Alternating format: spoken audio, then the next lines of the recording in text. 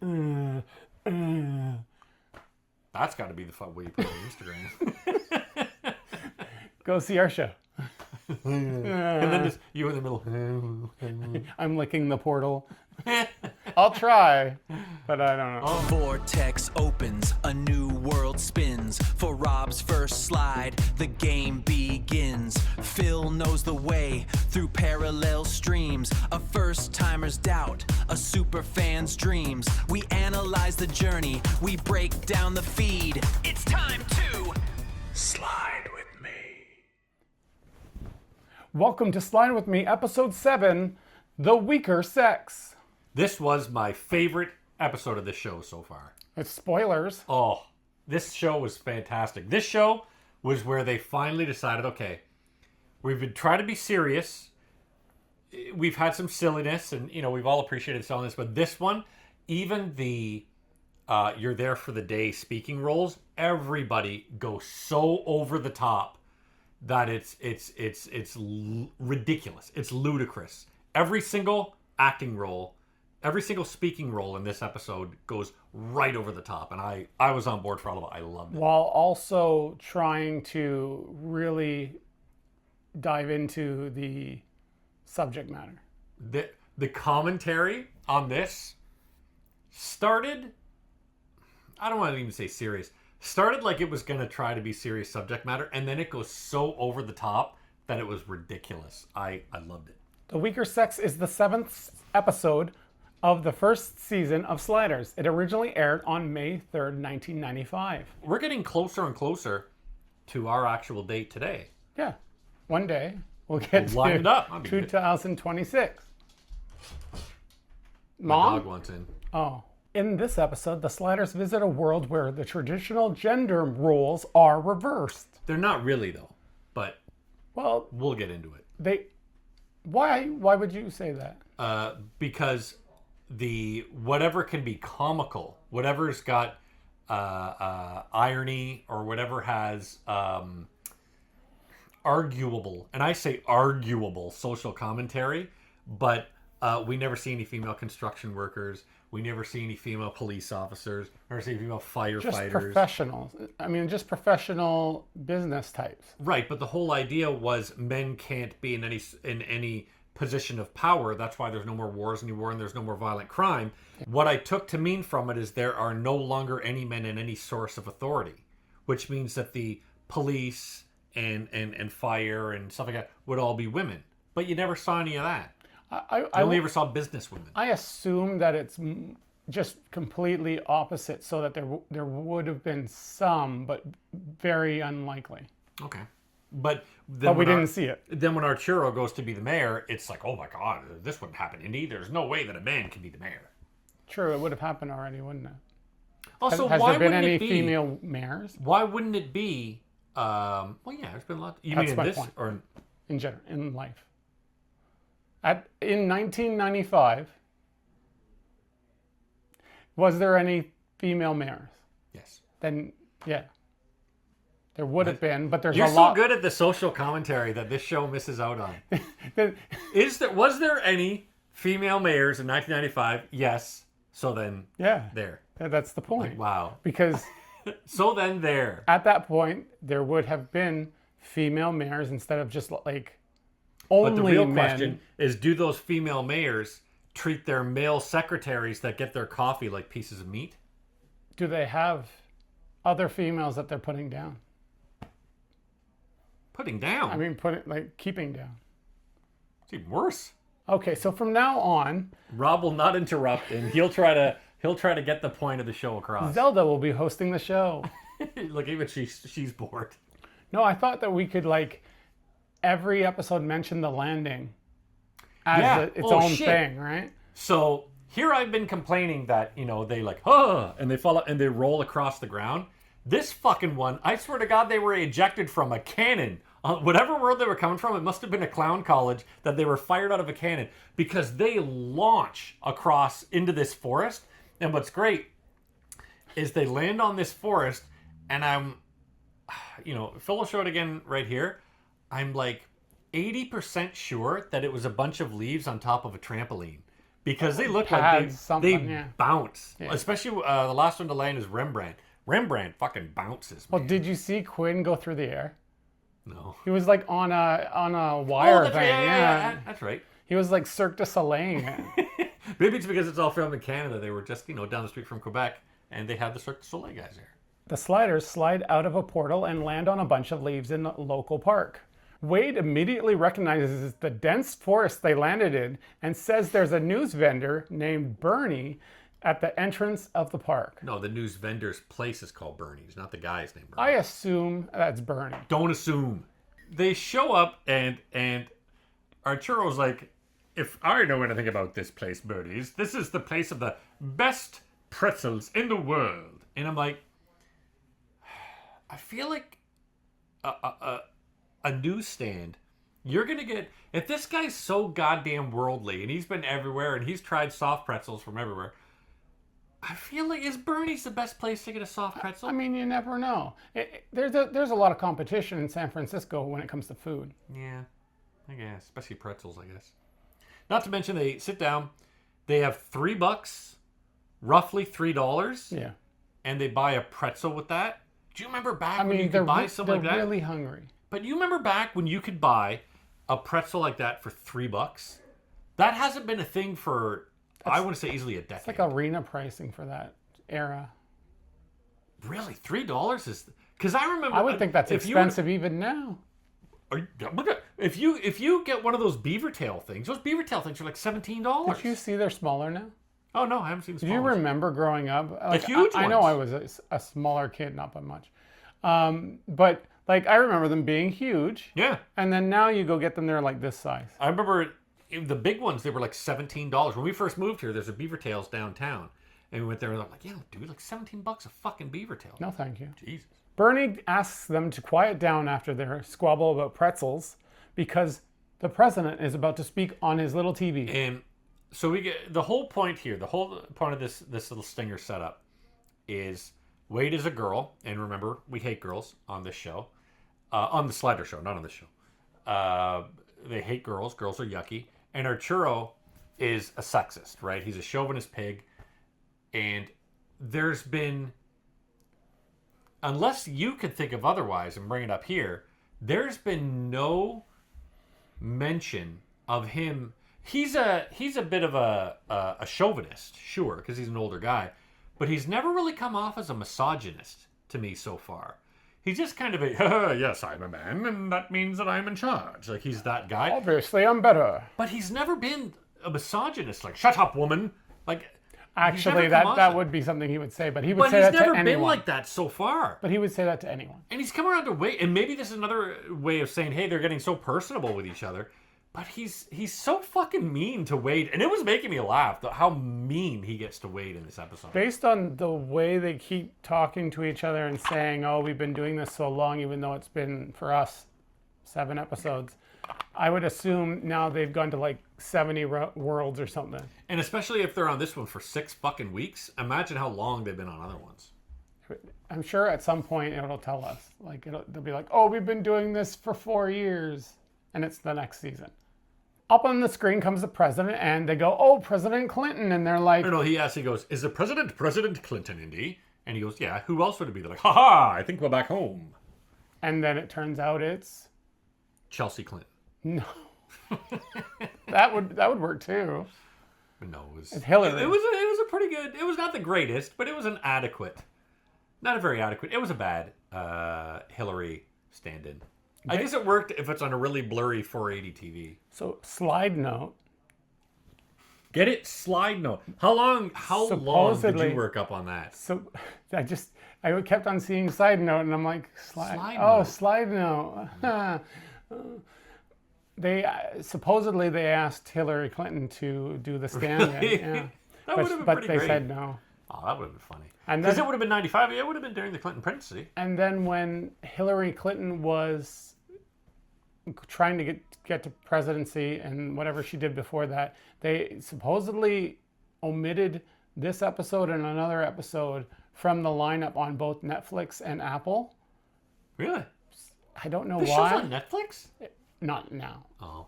But Is it on Apple? you know how the circles of how these streaming things, the rights go Have up? you looked for it on Apple? I haven't. The only place Apple will have it to buy, but not to stream. On this world, women hold public office, play professional sports, fly planes, and are captains of the industry, while men cook, clean, stay home, and take care of their kids. Yeah. So the idea is that if it was 1940, the roles are reversed. So they have $3. That's all they have remaining, and then they spend it on a pretzel.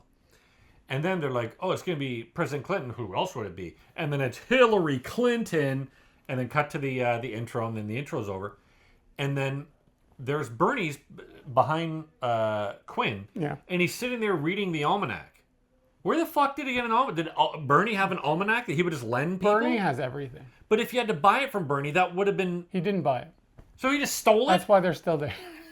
He's like, Bernie, can I borrow your almanac? Yeah, can I read? It's like, can I borrow your phone book? Like, An almanac, though? Who has an almanac? Do you have an almanac in your house? maybe he has weird. Do you have an almanac right now in your house? No, And your we have the internet. So it's like encyclopedias and all that shit. Like, Did you have the Encyclopedia Britannica? No. We did. The closest thing we had to that was the CDs that came Oh, yeah, the when Britannica they CDs? first went on Nope, the CDs. we had the whole Encyclopedia Britannica. Since the Sliders have 6.5 weeks before the sliding window, they realize they need to get jobs. Initially, Quinn is only able to find employment as... A whole bunch happens before that. The first thing that occurs to them is, this is the land they discover that women are all in control. So Wade is like, I'm going to go find a job. So Wade goes to look for a job. And this scene was where I knew, like, holy moly, this is going to be an off-the-rails episode.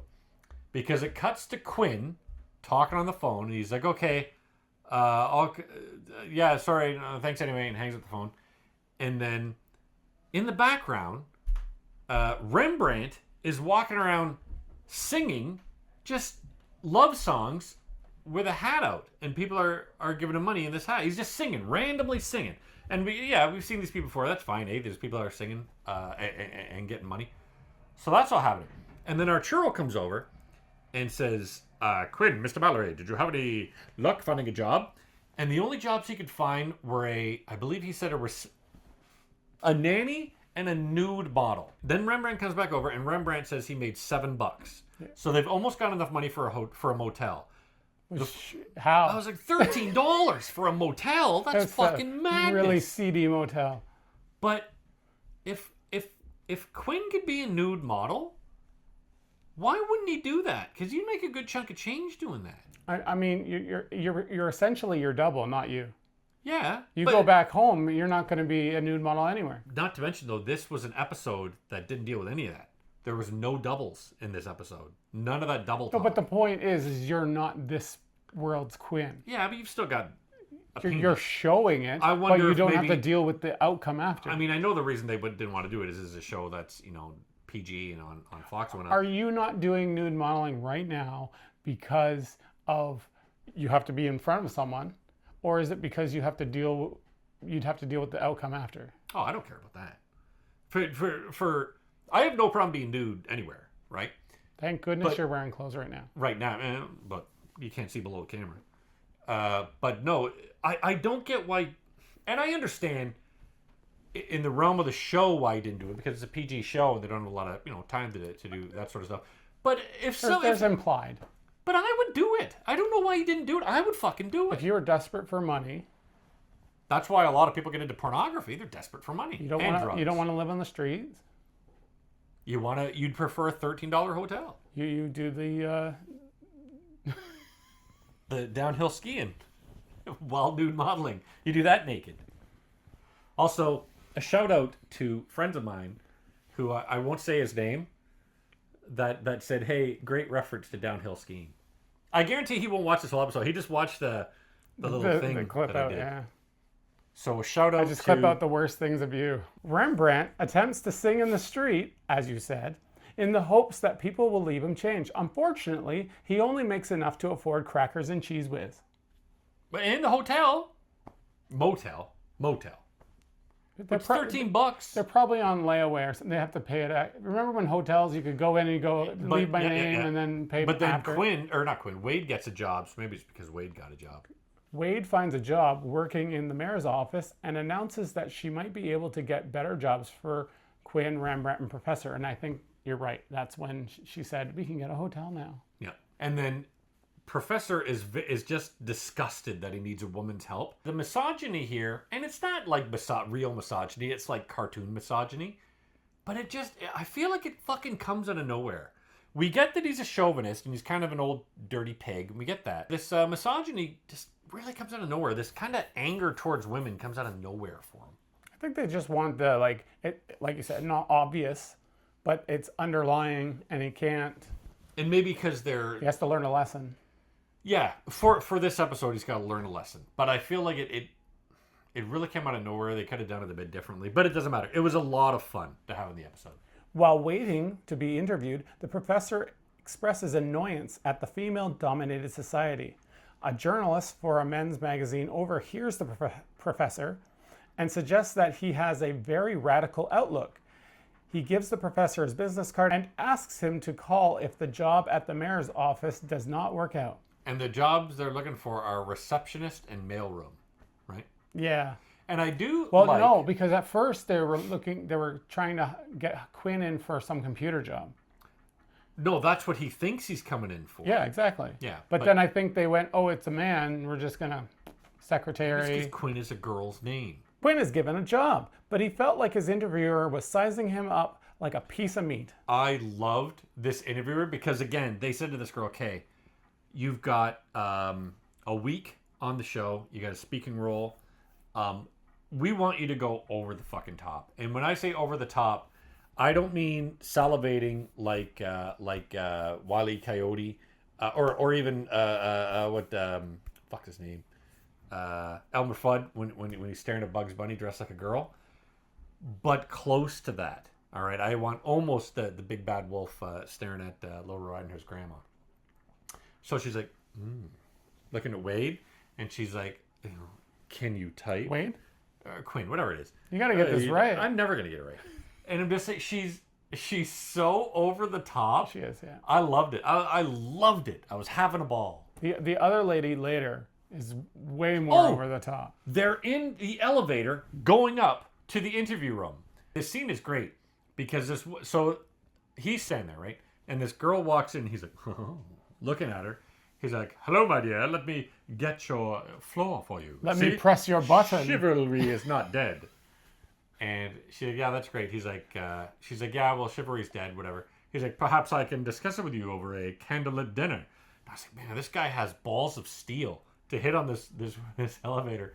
And I love her answer back to him is like, well, if it wasn't that I don't like big men, that terrible beard, or that phony British accent, you might have a chance. And I was like, oh, that is a burn. Like, that is a scalding fucking burn. They told that actress, okay, you're going to say this line, but we want you to just be like, ugh, disgusted by him. Everything was so over the top. It was great. The journalist runs into the professor as he exits the office and takes the professor out to dinner along with several other men's rights activists. They say that they think a man can do just as good of a job as a woman and announce that they want the professor to be the next mayor of San Francisco. Also, at this dinner, who's the only one eating? Him. And then this is small, but they say something later when he gets back, and they go, oh, they wined and dined you and gave you, like, they gave me... brie and steak tartare. Yeah, all this stuff, and he was eating wings. Wings. Like, so I'm thinking... And it's like a fucking bar like this. Is he referring to maybe later in the day they kept going? Like, fucking it just went to restaurant hopping. And all these rest of these guys are drinking, and he's sitting there just fucking eating while they're talking to him. Like, I mean, he was hungry. But he just had cheese whiz and a pretzel, and then another piece of cheese. I like when it says, this is not cheese. What does he say it is? It's like, oh shit. He said crap in a can or something like that. Yeah. And then she gives him cheese, and he goes and he just starts eating it. The show is ridiculous. Oh, this episode was fun. The professor tells Quinn and Wade that he plans to run for office, And they point out that the professor has been discouraging the others from interfering with the Society of Alternate Earths since they started their journey. And who tells him this? Wade? Remember Wade. Yeah. And she Wade was gets, the one that... Yep. And she gets really mouthy this episode. I feel like the actress playing Wade, she must have been so happy to finally have a backbone in an episode. But then that's them reversing roles too, right? Yeah. But I mean, even if it's just for this one episode, she must have been so happy. Like, yes, I finally get a backbone. I get to do something. And then Something meaningful. And then she's pushed out of most of the episode. Instead of just she got her kissing job. people. That's all we need. Yeah. Wade believes it's Wade believes it's soup. And they all start eating. Soup. Soup. And wings. And cheese. And brie. Wade believes it's a superior society to an equal one, as seen by her beliefs, and that she normally wishes to change things, but doesn't now. Due to the thinking... Because she's just a stupid woman. Remember that one scene where it's like, yes, well, Indy, this is not a good place to be. She's like, you should keep your mouth shut. She goes, what, because I'm a woman? And I was like, man. The professor feels strongly about the cause of the men's rights advocates, and he runs for mayor anyway. He justifies this by saying that his principles of non-interest are subject to a process of evolution. This guy will fucking justify anything, right? Oh, yeah. Like, he would be like, yes, has to be right. I should join the Nazis to tell them that they are wrong. I guarantee we're going to run into Nazis in this show. Nazis come out of... Oh, look, it's the next fucking sentence. While singing for money in public, Rembrandt meets a woman who says she is a record producer. Rembrandt goes to her place where she tells him that she met the man of her dreams. The two begin a romantic relationship. Now, Rembrandt is I'm going to say what? Late 30s, early 40s? Maybe mid 40s type of guy? Sure. Is it? Yeah. And he's a... 30-something. Yeah, late 30s something, probably. And he's not over the moon attractive, but he's not ugly by any means. He's a perfectly average man.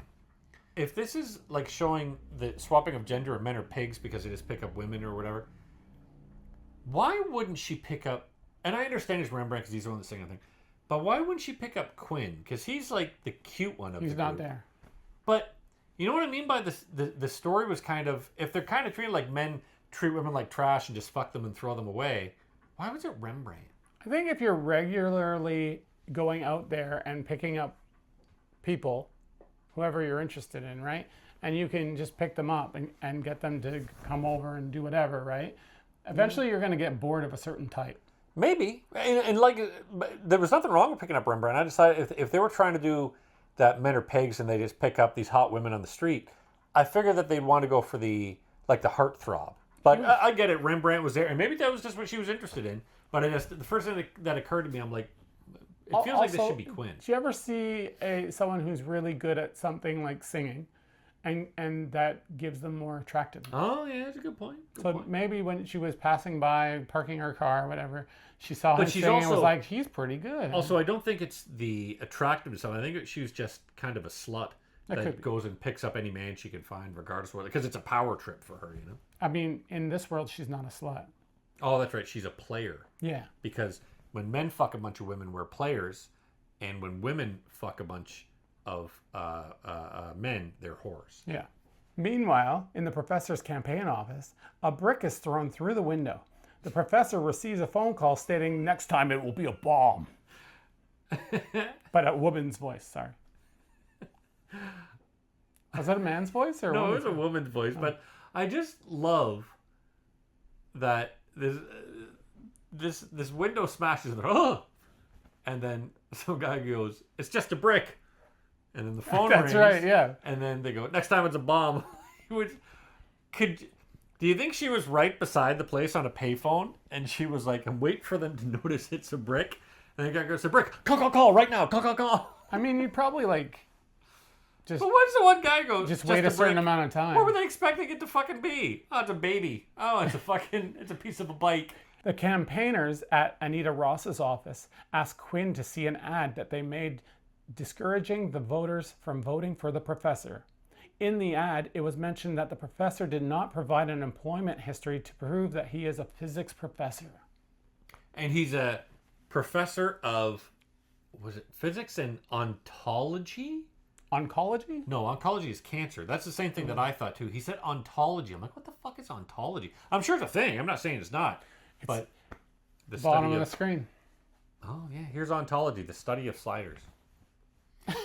That's what he is. He's a slider doctor. He is. Doctor of He's sliding. not. He's like the main Slider. scientist when it comes to sliding because it's a infantile. Infantile. That's right. Infinite Field. tiles. Infinite tiles is like a bathroom that goes on forever. Quinn and Wade get into an argument about the ad.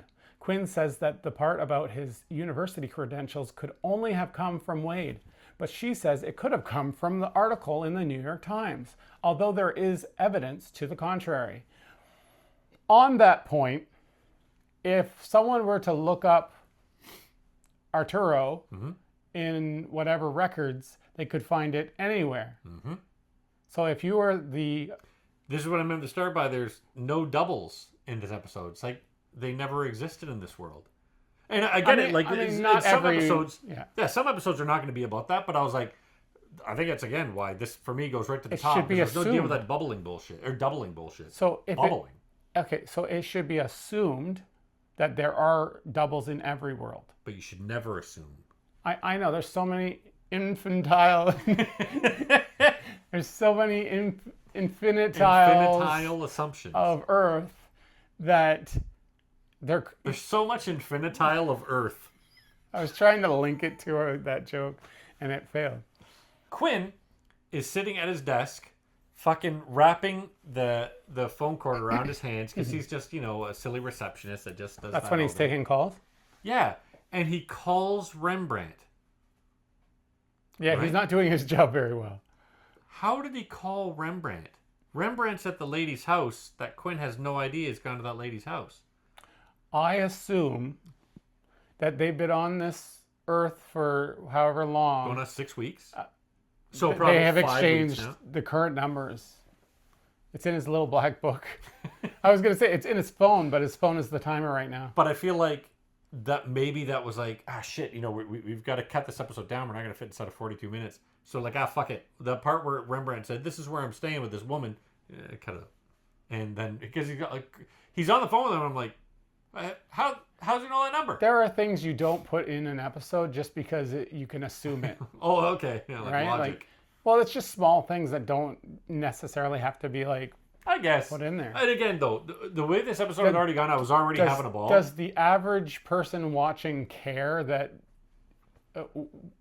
when he got a phone number to whatever, they just care that they're on the phone talking about whatever they're talking about. Quinn quits his job and attempts to get the professor to drop out of the election to keep the matriarchal society due to Wade's influence. So do you want to cover your mouth? Whenever there's a Matriarchal. word, cover your word, and I'll go matriarchal. Yeah. There's certain words out there that, Verisimilitude. even though I've seen them many times, I have trouble saying them. Like, there's a store in Napanee called Country Traditions. And that always gets me if I'm like not really thinking to really The one say it. constantly, and I'm on the phone with them a lot. I won't say the specific place, but they're in the town of Fayetteville. Fayetteville. Yeah. They say Fayetteville, and Yeah, Fayetteville. I say Fayetteville, No. and they're like, no, and I'm Yeah. like, I see it written as Fayetteville. Fayetteville. Yeah, I see There's it no as I in the middle. Fayettete, Fayette, Ville. Fayetteville. Yeah. I say and I'm saying it wrong. Think of it French. Fayetteville. Fayetteville. But don't say Fayetteville. Because they'll be like, are you French? But no, I gotta say, like, They'll kick you out of their country. The professor responds by stating that he feels like Martin Luther King Jr. and he wants to allow young boys on his world. Man, where's this fucking conversation going? I remember this scene too. And I'm like, I don't know where this is going. And he wants to allow young boys on this world to dream of being an astronaut or a professional baseball player. A few minutes later, there is an attempt on his life. I legit thought he got shot because the way that he falls back, I thought they shot him. Slidenote, Oh no. Are you going to say he was shot and he was supposed to die? the assassination attempt on the professor is very similar and likely in reference to the real-life assassination attempt on President Ronald Reagan on March 30th, 1981. That's why he says, "Ha, I feel like Reagan." And the guy's like, "Who's Ronald Reagan?" Slidenote, when they attempted to shoot him and he's rushed into the car, right? You remember that? No. Okay. So they try to shoot him, Who? or they say he has a gun. Quinn fucking like, yells it for the camera. They're on the street. I fucking seen the episode, I know. Okay. And they go rushing him into a car. The professor's campaign manager goes with them to the car. The camera turns around to the security personnel ramming this dude against the wall, whatever, and his campaign manager is right next to them Oh, I didn't notice. in two spaces. Also, one of these security guards or police officers, whatever they are, had a Uzi or something. Why would you have an Uzi? It's one of That's those like security, yeah. excessive things that you're talking about. But it's also like, where the fuck are you going to keep It's like, that? I'm surprised she didn't take a machine gun out of her belt. But again, why aren't these all women? Well, most of them were. Were they? Okay. I The, didn't know. the only men that were there was the campaign manager and then like these a few random tall white guys that rushed Also, him into the car. When Arturo was doing the thing of campaigning, I feel like sometimes Arturo, they make him like a bit of a total bumbling idiot, right? Yeah. Where he's like, you should go over and kiss that baby, because that's one thing that they do. He's like, "Sir, I must kiss your baby. Sir, come this way." And he's like, I'm like, Give me your baby. this isn't very funny. I must kiss her. kinda- It was kinda funny. s- He's kinda yelling, stupid. "I must kiss your baby" while chasing him. I thought it was stupid. Rembrandt's girlfriend's ex-boyfriend comes by and mentions that to Rembrandt that she is not a record producer as she had claimed. This guy was awesome because he goes through every gamut of emotions Yeah. until he breaks down crying, and he's saying, "My therapist told me that it's because I'm trying to find the isolation I did as a child because I'm like a narcissist." So I'm like, I love this. I was having a fucking ball with this episode. I was thinking while he was saying the isolation thing, and I'm like, I've never even thought about this isolation theory of like, if you isolated as a child, you would be looking If you're an for. only child, maybe. Like, Well- I don't know how you would isolate when you have siblings. I isolate. Yeah, but were you an only child? I isolated, and I was not an only child. I just didn't want to be around anyone. I wanted it my way. You were like an emo kid. They were But like, I was- "Stay out of my room, Mom. I I'm was- listening to My Chemical Romance." I was teased and bullied all my life, so that I would tease be and why. bully you now. That's why you fucking come and hang out over here. That's why I'm used to it. Later that day, she tells Rembrandt that she has a business dinner and cannot eat with him. Rembrandt is hurt and states that he worked hard on preparing that's right, dinner and that his needs are being rejected. The relationship ends. She's like, "Fuck off. I'm tired of you bitching about your fucking feelings. Get out of my face." Which makes me think he would have had it made if he just went with it. Yeah. He's only there for what, a couple weeks? And not to mention, I mean, you got a place to stay. You've got some good food. Yeah. All you got to do is pork her when she wants to be porked. Cook a couple times. Cook a couple times, and you get a lot of luxury. At the hotel, the professor expresses surprise that it was a man who tried to kill him. It was a man, indeed. Wade is not surprised, which suggests more of her influence. Also, when the assistant comes over and tells Quinn to go make some coffee, right? Yeah. He's talking to the guy. When the guy says he doesn't have a fucking chance to be the mayor, and Quinn's like, "Why not? Why can't a man be mayor?" And he's like, "Are you kidding? Women cycle once a month. Women have to cycle once a month. So I guess the implication was they're in hysterics like a week of the month. Men are cycling every 20 minutes. So how the hell could we ever like have a level head for stuff like that?" I'm like, where did that come from? Is that maybe like where's the idea that men cycle every 20 minutes? Is that like we have mood swings, I guess? I didn't know what the hell the guy was talking about. And I just attribute it to guys have crazy mood swings. That's why they can't be in positions of power. Maybe that's the assumption. I don't have mood swings. Maybe it was Quiet. his way of doing the joke, right? You're so bad at being on the receiving end of a joke. Must be your disability. Yeah. My isolationism, My isolation tileism. my infantile My infantile isolations. isolationism. Fucking spell that word out just across the bottom of the screen. Infantile isolationism tile. Whoa. Right? Makes you think. Wade tells the professor that he should not blame society for reacting that way, and that he is attempting to force his values on a world that is not ready for them. The professor decides that it was a mistake to run for mayor, but that it is too late to drop out because it would prevent men from being able to run for a long time. The professor attempts to throw the election by crying during the televised debate with his opponent. Pulling an Edmund Munski who cried when he was going to be the president of the world or something. I'm like, oh my God. And I'm sure it's real. I'm sure what he's talking about is a real thing. But it's like, holy fuck. It's another history lesson, but I don't have that one. Don't worry. Oh, God. But the plan ends up backfiring, and he gains sympathy from the voters for his display of emotion. That's what I was going to say. The world is backwards. Why are you doing something that makes sense in your world? I fucking loved that he goes, I was going to come up here and I was going to say something against Mayor Watson, or whatever it was, but what you said really hurt my feelings. I was like, I love this. This whole fucking... Oh, man. I'm telling you, I was having a ball watching this episode. And I kind of wanted it to be real. What do you mean? Like his emotions started, Yeah. and then he would go to the back and be like, no, I'm actually hurt by that. That was so mean. But then he's like, ah ha ha, can you believe it? And then they had to... What you said really hurt my feelings. That was funny. On election night, the group is preparing to slide a few minutes before the final results are made How can public. they... Oh. They're not deciding to slide. They are preparing for the slide slide was happening at that time anyway. Before, but it will happen after. They can't change when the fucking slide is. No, they can't. It was going to happen a few minutes after their predestined slide time. That's what I said. Yeah. Wade and the professor wager a bet about the election results.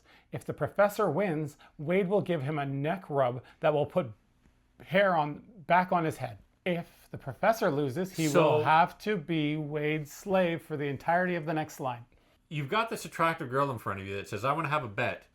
And if I lose, I'm going to give you a neck rub that'll make your hair grow back. Neck rub. I saw that and I was like, dude, they've blown the fucking doors off. It's just this episode is complete nonsense. Also, why isn't Quinn going, excuse me? Oh shit! Not to mention, we totally forgot about it.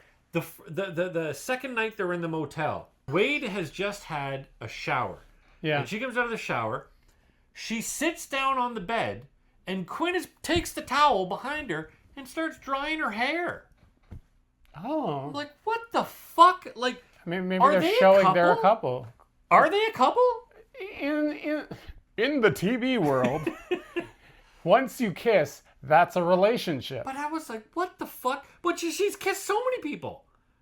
That's true. She's in so many relations, but it's the postal code rule, or in the or in the States, but the zip code rule. And I felt like they were like, "Okay, Jerry O'Connell, you got to do something for this. You can't just sit there, look at the camera. What the fuck do you want me to do?" Those two characters are having a conversation. So he's like, "Why don't you just dry your hair with a towel?" And he's like, "Okay." So he's like, "Well, we are a couple." But he's like literally just kind of running the towel down her. That's how you dry hair. It was weird. Yeah, what the fuck would you know? You can't have him there with a hair dryer. How the fuck would you know how hair dries? Can you imagine they're doing the scene? Blow dryer. CNN announces that Anita Ross has won. Also, pretty ballsy for them to say CNN. Remember back in the day when you could say CNN or ABC or MSNBC? And then that went away. Yeah, now you're there not must have been some lawsuit. Yeah. Or unless anybody from CNN, they've got to appear in your show if you're going to say CNN. Right? I know you still would have to get. Well, I know Morning Show even like did that. now you have to get, unless you're getting actual public footage. There's some weird rules. Yeah. Because I've I noticed think that maybe if you own the network too. for some things, if you show something that's been on TV, but you show it on a TV in the background, it's okay. But notice how on The Boys there was never any mention of CNN or MSNBC or anything like that. But I'm certain I've seen it on the morning show where they talk to other newscasters.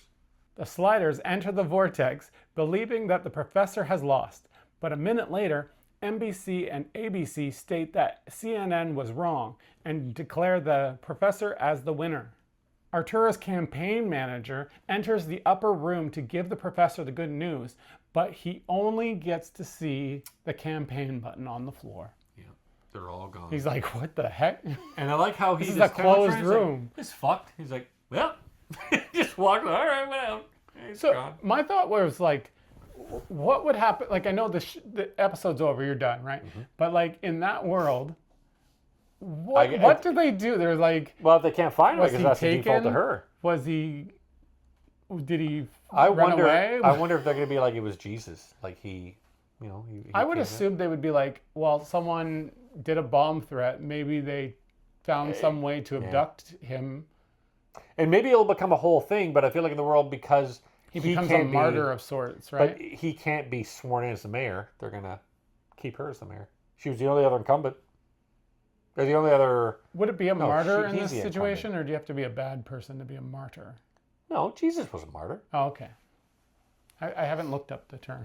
I just know that if you die a certain Way. way, Dying. you become this bigger thing. Yep. And that's a martyr. Usually it's a bomb. If you explode, you go. And you're all over the place. You're a martyr all over the place. You become Robb's favorite movies. Was that it? The episode ends with the Sliders in a tropical paradise where it is revealed that they are there for 9 days and the professor must be Wade's slave for the entirety of it. I want to see parts of the episode where she was like, "Boy," I want the Wade. the I sleazy Wade version. want. Yeah, she comes up in like a leather suit.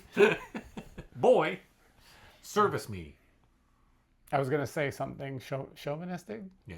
Or chauvinist is when you're just kind of a male pig, but when you're gross about it, that makes you or gross and like women are just fucking sluts. Oh, but when you then you're a think misogynist. badly about the women, then you're misogynistic. Yeah. Well, also When- when you're like openly mean or cruel towards women, then you're a Okay. misogynist. When you openly hate women, you're a So I'd be misogynist. chauvinist in saying I would like Wade as my slave.